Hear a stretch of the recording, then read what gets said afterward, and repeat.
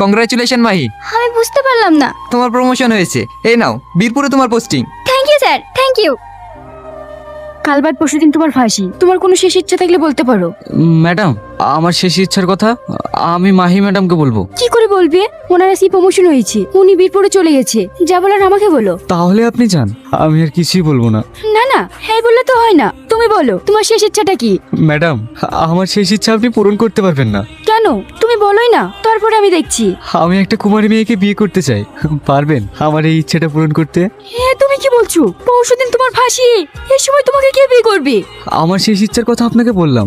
ইচ্ছা হলে পূরণ করবেন, না হলে করবেন না। ঠিক আছে, আমি দেখছি কি করা যায়। এটা অসম্ভব চাও স্যার। হ্যাঁ স্যার, কাল কি যার ফাঁসি, আজকে তাকে কে বিয়ে করবে? চুপ করো তোমরা। একটা ফাঁসির কয়েদে নিজের শেষ ইচ্ছা প্রকাশ করেছে, সেটা পূরণ করার দায়িত্ব আমাদের। আপনারা কোথায় যাচ্ছেন? আমি কয়দি শাহিনকে বিয়ে করার জন্য এসেছি। আপনারা এখানে দাঁড়ান, আমি আসছি। তুমি জানো তো, তুমি যাকে বিয়ে করতে এসেছো তার কাল ভোর 4:10 ফাঁসি। তুমি কি স্বেচ্ছায় তাকে বিয়ে করতে চাও? হ্যাঁ স্যার। হে ঘর আজ তোমাদের জন্য। যাও। শাহিন, আমি 2:30-এ তোমাকে নিতে আসবো। কি হলো? কয়দি কই? ও পালিয়ে গেছে। পালিয়ে গেছে মানে? স্যার, এই দেখুন, কয়দি পালিয়ে গেছে। কি? পালালো কি করে?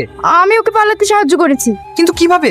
স্যার, এইগুলো আমি বাড়ি থেকে নিয়ে এসেছি। কিন্তু এসব কাজ তুমি কেন করলে? স্যার, আমি চাই না একটা নির্দোষ মানুষের ফাঁসি হোক। নির্দোষ মানে? আজকে শাহিন খুন করেনি, খুন করেছি আমি। দরকার হলে আমাকে ফাঁসি দেন। তার মানে? তাহলে শুনুন স্যার। কি রে, তোর আসতে এত দেরি হলো কেন? তুই জানিস নি তোকে এক মুহূর্ত না দেখলে আমি থাকতে পারিনি। কালকে তো আমি কলকাতায় চলে যাচ্ছি, তখন কি করে থাকবি? কলকাতা যাচ্ছি মানে? আমার খালাতো ভাই একটা কাজ ঠিক করেছে।